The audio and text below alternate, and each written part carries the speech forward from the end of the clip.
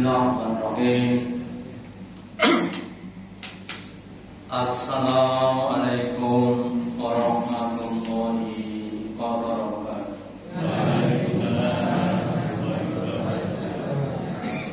Alhamdulillahilladzi at'amana bi ni'matil imani wal islam. Asyhadu an la ilaha illallah wahdahu la syarika lah wa asyhadu anna Muhammadan abduhu wa rasuluhu la nabiyya wa la rasula ba'da. Allahumma sholli ala Muhammad wa ala ali Muhammad kama sholaita ala ali Ibrahim innaka Hamidum Majid. Wa barik ala Muhammad wa ala ali Muhammad kama barakta ala ali Ibrahim innaka Hamidum Majid. Qala Allahu ta'ala fi kitabil karim. A'udzu billahi minasy syaithanir rajim. Ya ayyuhalladzina amanu ittaqullaha haqqa tuqatih wa la tamutunna illa wa antum muslimun. Bapak Ibu hadirin yang dirahmati Allah Ta'ala, yang pertama dan utama, marilah kita selalu meningkatkan, menambahi kesyukuran kita, keimanan dan ketakwaan kita kepada Allah Ta'ala dan yang telah berikan pada kita kenikmatan-kenikmatan yang banyak. Semoga dengan kesyukuran kita Allah berkenan memberikan kepada kita kenikmatan yang lebih banyak dan berkat dunia sampai di akhirat. Amin. Bapak Ibu yang maha, kalau kita cermati saat ini ya sedang viralnya, yaitu anjloknya nilai tukar rupiah terhadap dolar Amerika. Saya menembus 17 nomor 18 ya. Apa dampaknya ya barang-barang impor harganya naik ya. Kemudian harga barang akan semakin naik. Contohnya mie instan yang banyak dari gandum ya. Gandumnya diimpor, kalau harga gandum naik ya, harga mie instan juga naik dan sebagainya ya. Tapi kalau kita cermati, yang namanya masalah bukan cuma sekarang, yang nanti tidak cuma masalah ekonomi, ya, ada masalah sosial, ada keluarga dan lain sebagainya. Ya, memang hidup ini adalah rangkaian masalah.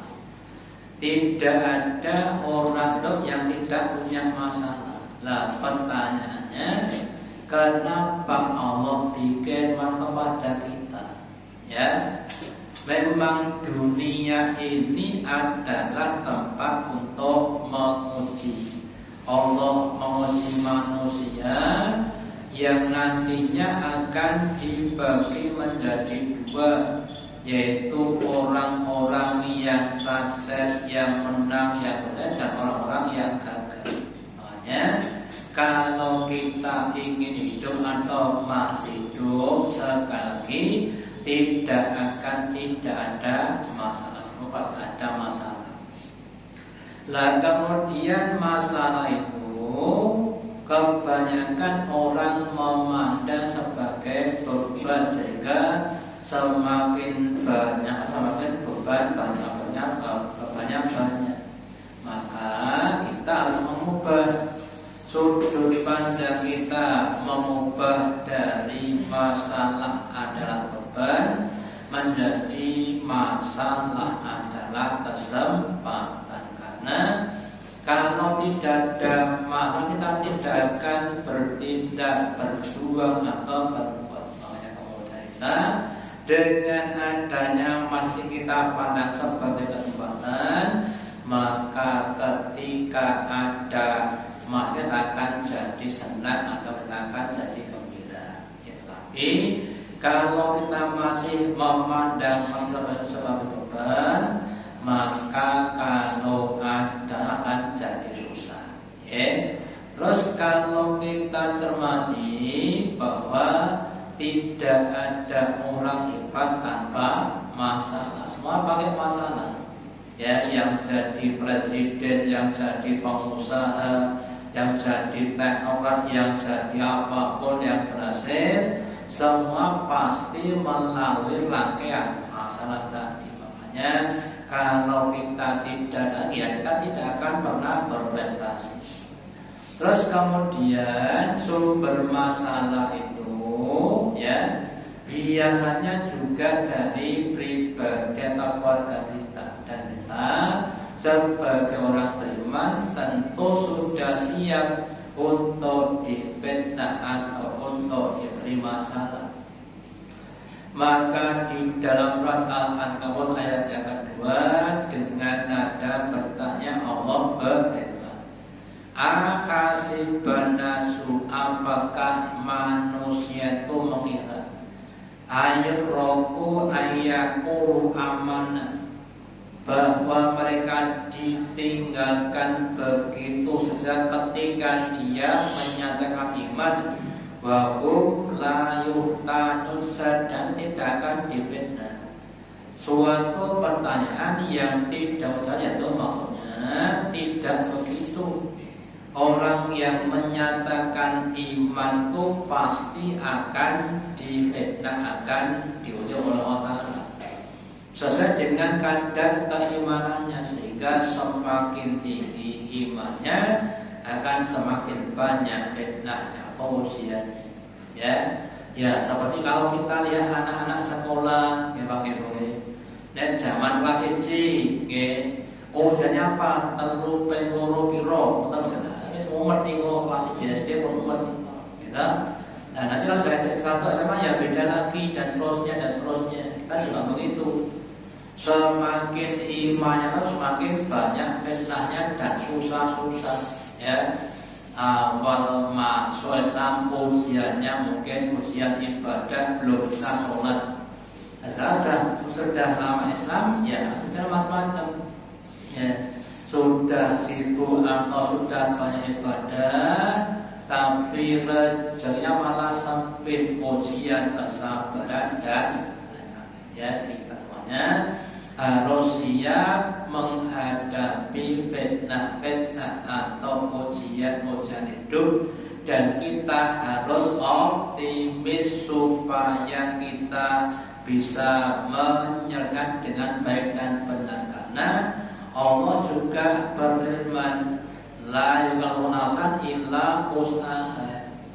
Allah itu tidak akan menguji hambanya kecuali sebatas kemampuannya. Jadi kita harus yakin ujian apapun yang diberikan sudah sesuai dengan kemampuan kita masing-masing.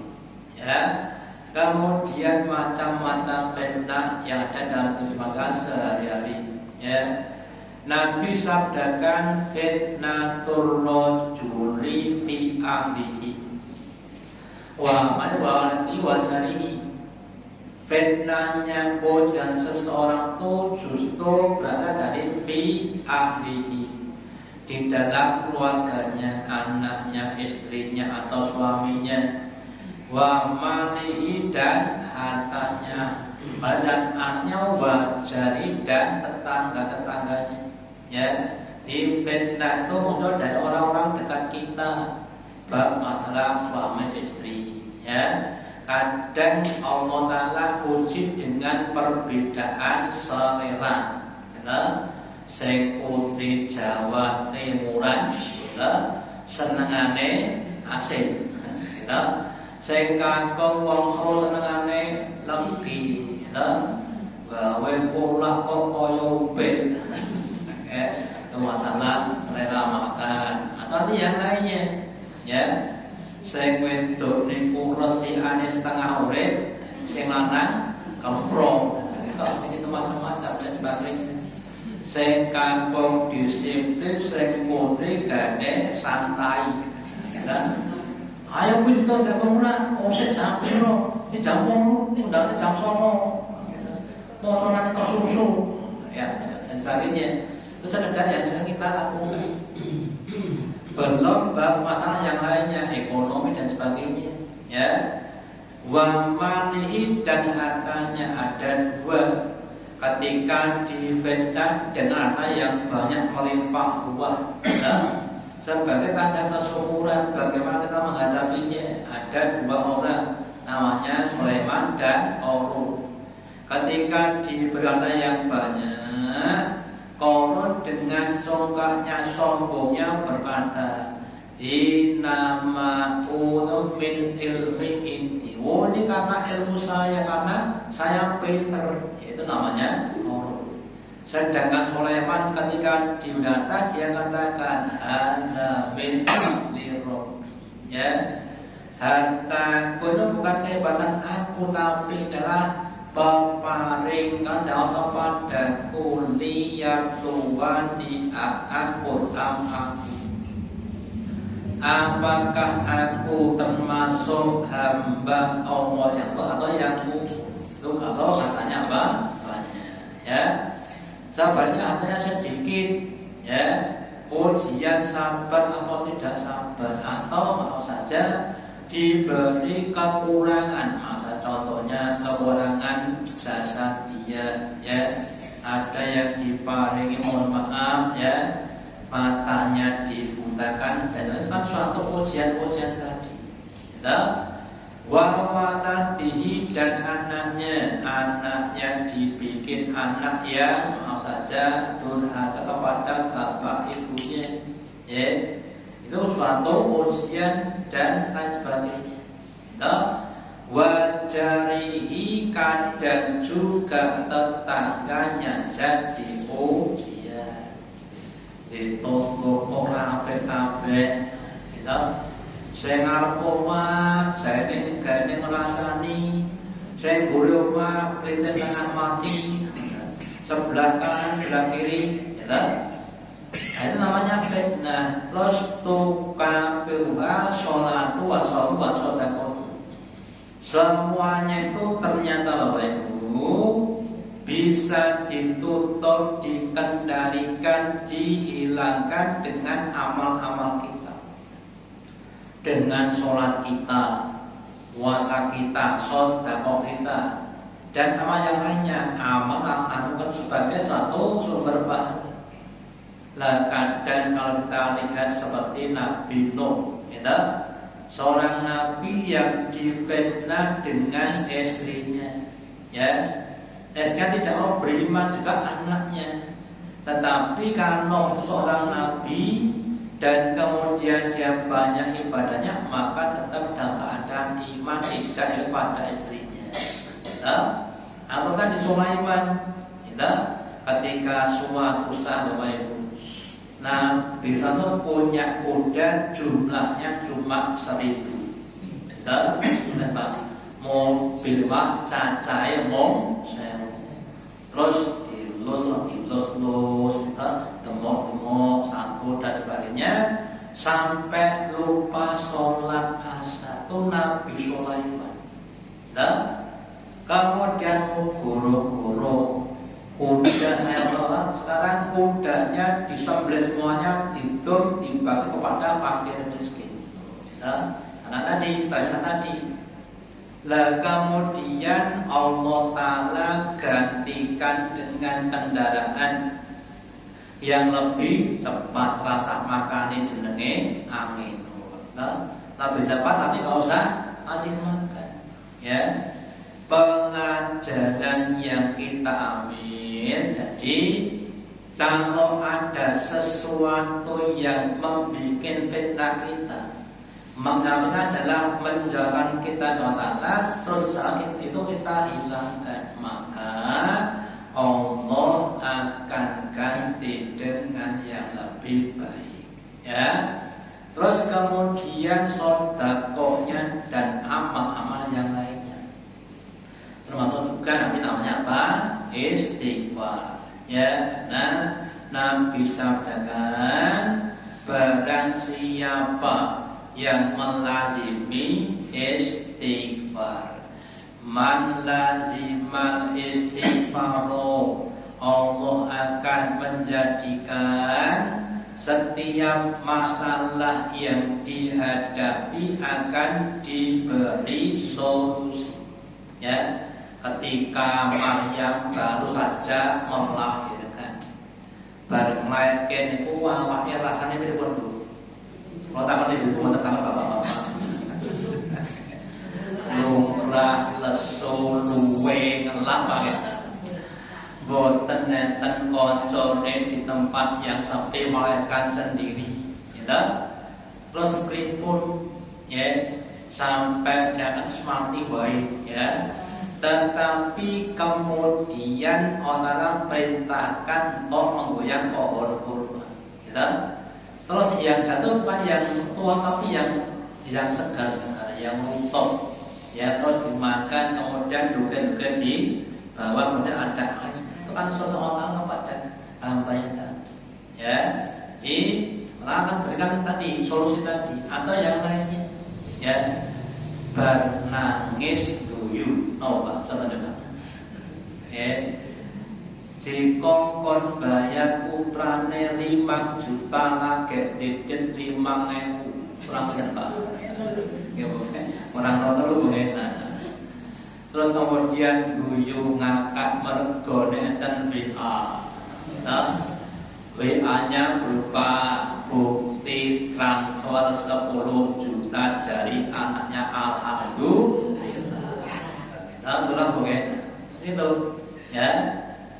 Jadi kita harus banyak sifat. Yang kedua, mengubah kesedihan menjadi kesenangan. Kadang orang sedih dan karena apa? Sudut pandang yang berbeda saja. Nek enten tiyang diparingi proyek niku biasane seneng apa seneng? Seneng makane napa? Sing dipandang namane proyeknya apa duite? Nek bonyo iki jaketku 3 kantong 4 konggalan pripun? Saya kata duitnya napa pahalanya oleh alhamdulillah. Jadi sudut pandangnya beda itu kemudian jadi apa? Bahagia, gitu. Ya, orang yang sudut pandangnya masih negatif kalau diberi sakit pasti dia susah sedih.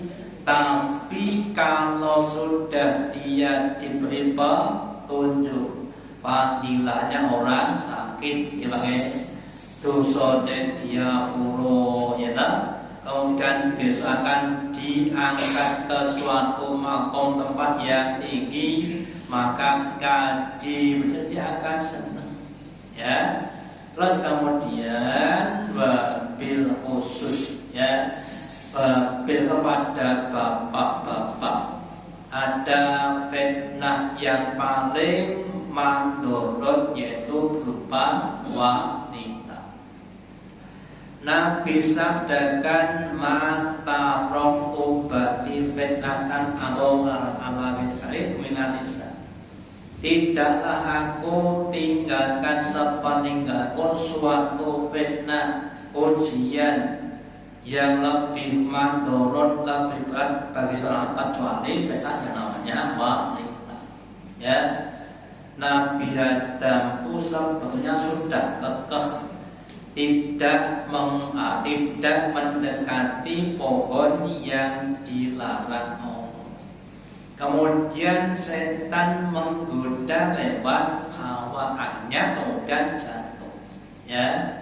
Dan mungkin belum lama kita dengar sudah viral juga seorang kiai yang ngapunten kita sehingga sakrawan seket kita itu kan suka seperti itu, ya. Makanya kita kalau termasuk saya harus berhati-hati, ya, memang setiap orang itu diberi namanya nafsu senang kepada lawan jenis itu normal. Ya, nggak apa kalau sama itu nggak normal. Kemudian dalam Islam perlu diatur dengan adanya nikah supaya saling bertanggung jawab. Okay? Jangan seperti yang lainnya, seperti Ronaldo, dan anak pirang-pirang nanti buju. Namanya kan memang nggak pakai nikah. Ya termasuk Maradona ya, di anak pirang-pirang nanti buju. Ya karena ya cuma tadi selingkuh tadi, dan kita tidak begitu. Ya. Terus kemudian juga fitnah yang namanya harta. Nabi sabdakan likulli ummatin fitnatun wa fitnatu ummati al-mal. Setiap umat itu ada fitnahnya. Umatnya Nabi Nuh fitnahnya berupa kemusyrikan. Fitnahnya Nabi Hud, ya umatnya Nabi Hud berupa kekuatan jasadiyah. Umatnya Nabi Hud fitnahnya seksual, ya dan sebagainya. Lah umat Muhammad itu yang terutama adalah harta, ya. Nanti mendekati kiamat, semakin kiamat dekat maka Allah akan semakin membukakan pintu-pintu perbendaharaan. Akan semakin kaya-kaya. Ya, oke, kita bandingkan saja. Dulu tahun 70-an Pak ya. Nek mak endok siji usah omah. Kita saniki siji wong kadang loro wong siji. Nah, seperti itu. Namanya rumah dulu juga nih lantainya nopo. Rumah muka sini semen iko. Sekarang tidak ada yang semen. Ya, itu seperti itu. Atau yang lainnya, yang namanya televisi, ya, warnanya loro, ya, nopo. Hitam sing gue sak desa mung siji to. Saiki wong sama TV-ne wong kae termasuk awet tadi, ya. Nanti semakin dekat dengan akan semakin makmur lagi. Ya, ibu nek tumbas emas hitungannya nomor Bu. Saya ini nek tumbas emas hitungannya nomor gram, mboten kilo to. Tumbas emas 5 gram wis rumangsa sugih Bu ya. Tapi 5 gram dong 1 kilo. Nanti itu begitu. Nah, maka nanti semakin banyak harta orang akan semakin cinta dengan dunia, sehingga semakin melupakan Allah. Ya, makanya sebelum datang tadi, monggo penutup atau amal-amal yang dapat menyelamatkan kita perbanyak, ya. Yang pernah sampaikan namanya botol. Ada penutupnya tutup botol, ya. Kemudian ada gelas lebih besar. Lah kalau tutup botol ya nyemplung. Ya, jadi tutupnya itu harus lebih besar dibanding dengan lubangnya tadi, ben bisa menutup. Lah kalau amal kita itu semakin lebih banyak, maka ada fitnah apapun akan teratasi. Contohnya, orang diberi harta yang banyak tapi diberi kesukaan yang lebih besar, ya nggak masalah, kata fitnah, ya. Tetapi kalau hartanya semakin banyak, suaranya semakin kecil, maka akan jadi fitnah. Ya, dulu sergap nang masjid, nek sholat sergap, saya ingin atau nang masjid gara-gara, itu kan ada juga seperti itu. Atau yang lainnya, orang yang diberi sakit, ya. Kalau dia diberi sabar maka enggak terfitnah, tetap alhamdulillah, ya. Tetapi kalau diberi sakit kemudian dia tidak sabar, akan terfitnah. Gusti Allah wadil mosok wong loro kaya loro sugih, loro jantung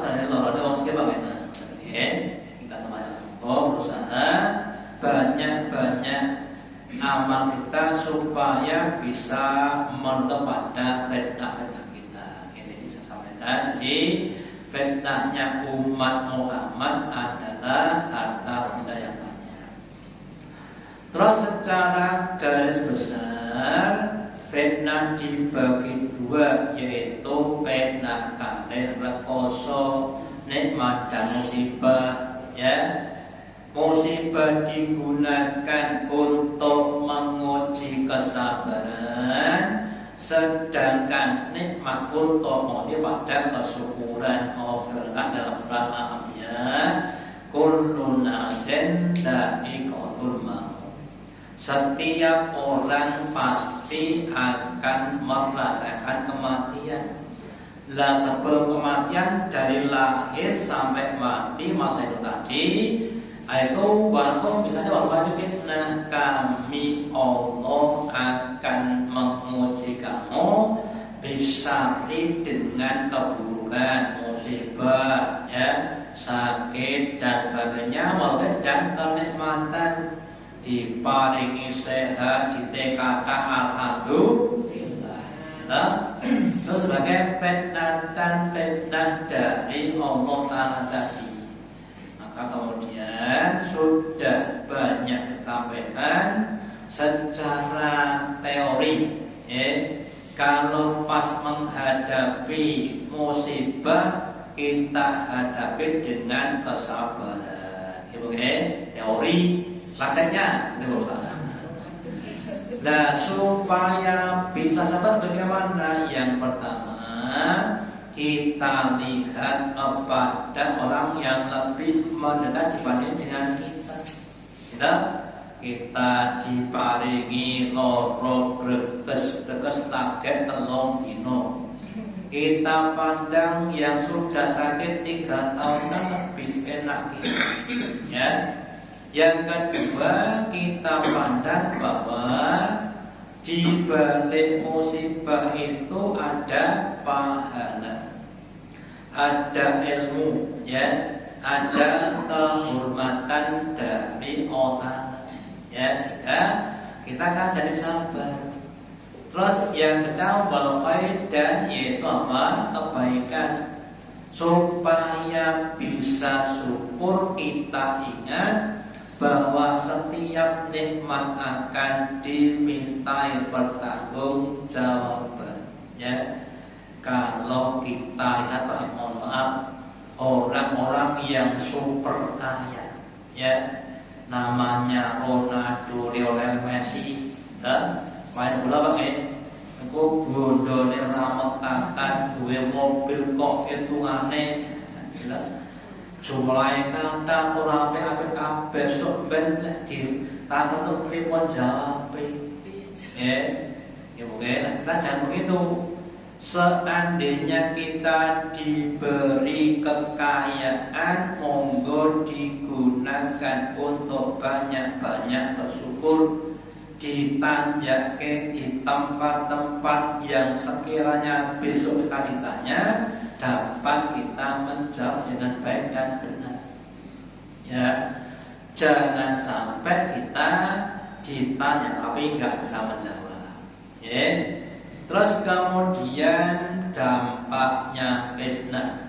Ya, Nabi sabdakan badiru bil a'mali, berkaitan dengan berbagai macam amal-amal kebaikan. Fitnahkan sebelum datangnya fitnah. Yang kalau datang kaki lali muklimat, seperti malam yang gelap. Kalau sudah gelap itu antara baik dan buruk tidak bisa kita bedakan. Ya, contoh lagi ya. Yang namanya kiai itu secara umum apik nomor. Kemudian diubah, nah suatu saat tidak setiap kiai itu apik, gitu. Ada yang kita ambil bahan gitu. Itu contohnya, ya, atau yang lainnya. Yang namanya mencari rezeki itu kan suatu amal soleh yang baik.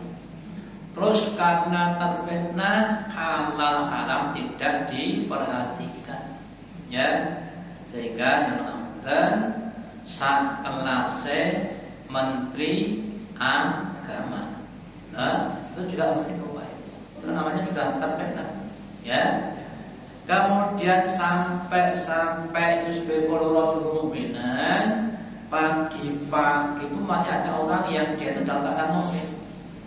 Soalnya sudah dalam keadaan kafir, ya, karena saking banyaknya fitnah. Kalau sekarang mungkin masih tahun. Oh, si fulan tuh dulu ketika muda namanya Rokoma, remaja pecinta masjid. Sekarang kok sudah jadi pecinta gereja, namanya bukan, ya, kan ada juga seperti itu, ya, karena tadi, ya, lah nanti semakin dekat dengan kiamat fitnahnya semakin dahsyat, sehingga dalam waktu yang sekejap orang tuh bisa berubah akidah itu bisa, ya, makanya tadi katakan bersegeralah hati, ya, ini kemudian saya tunjukkan. Karena suatu fitnah ada ulama yang murtad jadi pendeta, ada pendeta yang jadi ulama, ya. Jadi kemudian jadi berubah tadi, ya. Makanya mengumpulkan semuanya berusaha untuk semakin dekat kepada namanya orang terjaga terhadap dari fitnah itu adalah orang yang dijaga oleh Allah. Yang tidak dijaga tidak akan bisa terlepas dari fitnah. Jadi siapapun dalam level apapun, yang jadi ulama, yang jadi pemimpin, yang jadi bapak, yang jadi dokter, yang jadi guru, yang jadi apapun, ya, akan bisa terfitnah, termasuk kita baik, ya. Lah kita ini akan dan kalau kita itu ditolong Allah Ta'ala. Makanya kemudian di dalam tasahud akhir kita selalu berdoa, Allahumma inni a'udzu bika min adzabil qabri wa min fitnatil mahya wal mamati. Kita dan nanti masih saja. Ya Allah, aku minta lindung kepada Engkau dari neraka jahanam dan azab kubur, dan dari fitnahnya hidup dan fitnahnya mati, ya. Dan yang terakhir dari fitnahnya al-masih dajjal, yang nanti kalau datang dajjal itu bisa mengubah yang baik jadi yang dan sebaliknya, ya. Yang madu dikatakan racun, yang dikatakan madu, dan orang akan iman kepada dajjal. Makanya kita semuanya monggo sebelum datang gelombang fitnah tadi, kita harus pertama membentengi diri kita dengan berbagai amal kebaikan, supaya nanti kalau datangnya gelombang fitnah itu kita bisa melindungi diri kita, ya. Terus kemudian amal itu kita yakini ada untuk kita pribadi.